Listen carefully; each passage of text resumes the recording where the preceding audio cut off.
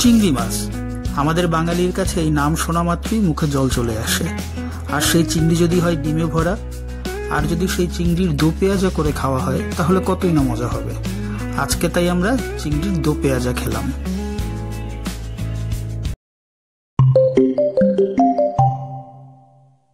সকাল থেকেই গুড়ি গুড়ি বৃষ্টি হচ্ছে, একটু বৃষ্টি হয় একটু রোদ ওঠে। তবে এবার হয়তোবা বৃষ্টিটা অনেক বেশিই হবে, কারণ আকাশ একদম কালো হয়ে গেছে। আমরাও বাসার কাছাকাছি চলে আসলাম, হয়তোবা বৃষ্টি নামার আগে বাসায় চলে যেতে পারবো।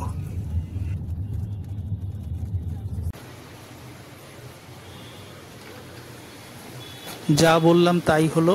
বাসায় এসে ফ্রেশ হয়ে বারান্দায় আসলাম, দেখলাম মুষলধারে বৃষ্টি হচ্ছে, প্রচন্ড বৃষ্টি। অবশ্য বৃষ্টিটার দরকারও ছিল, প্রচন্ড গরম পড়ছে। এদিকে বৃষ্টি হচ্ছে আর বাসায় একটা চমৎকার রান্না হচ্ছে, চলেন আপনাদের সাথে শেয়ার করি সেটা। চিংড়ি মাছের দো পেঁয়াজা করা হবে, এজন্য চিংড়ি মাছে হলুদ আর লবণ মিশিয়ে রাখা হচ্ছে। নদীর চিংড়ি মাছ একদমই ফ্রেশ, আর বেশিরভাগ মাছের পেটেই ডিম আছে। এই মাছগুলো খেতে এমনিতেই খুব স্বাদ হয়, আর আজকে যেহেতু দো পেঁয়াজা করা হবে এর স্বাদ অনেক গুণ বেড়ে যাবে। মাছগুলোকে কাঁটা চামচ দিয়ে একটু কেচে দেওয়া হলো, যাতে করে এর ভিতরে মশলাগুলো খুব ভালোভাবে ঢুকে যায়। এরপরে মাছ রান্না শুরু করা হবে।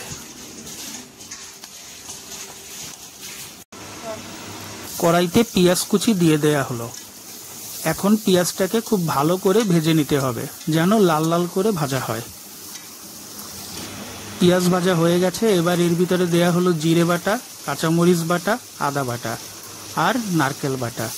নারকেল বাটাটা অবশ্যই দিতে হবে, তাহলে এর স্বাদ অনেক গুণ বেড়ে যায়। এবার মশলাটাকে ভালো করে ভেজে নেওয়া হচ্ছে।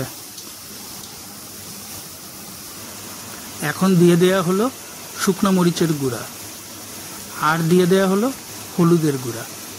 এবার মশলাটাকে ভালো করে কষিয়ে নিতে হবে, আর সামান্য একটু জল দিতে হবে যাতে মশলাটা পুড়ে না যায়।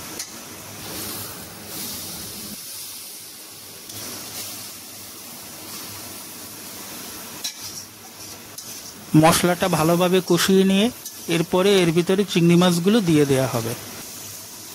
মশলা কষানো হয়ে গেল, এখন চিংড়ি মাছগুলো এর ভিতরে দিয়ে দেয়া হচ্ছে। মাছগুলো দেওয়ার পরে মাছের সাথে মশলাগুলো ভালোভাবে মাখায়া আরেকটু কষানো হবে।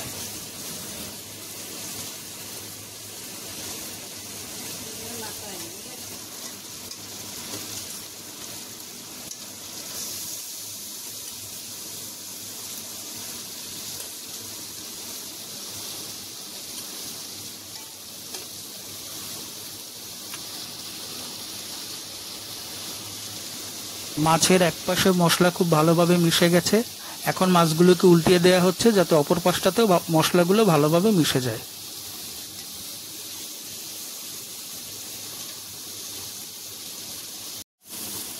এবার কিছুটা সরিষার তেল মাছের উপরে দিয়ে দেয়া হলো। এর কারণে মাছ থেকে একটা খুব সুন্দর ঘ্রাণ আসবে, এই কাঁচা সরিষার তেলটা দেওয়ার কারণে।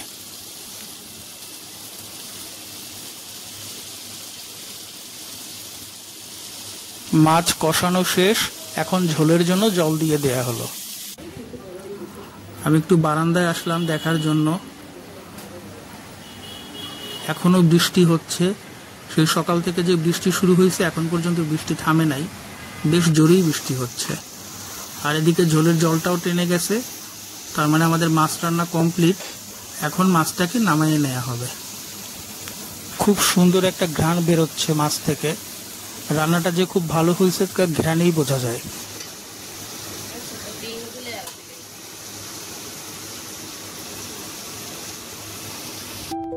অবশেষে তৈরি হয়ে গেল আমাদের চিংড়ি মাছের দো পেঁয়াজা।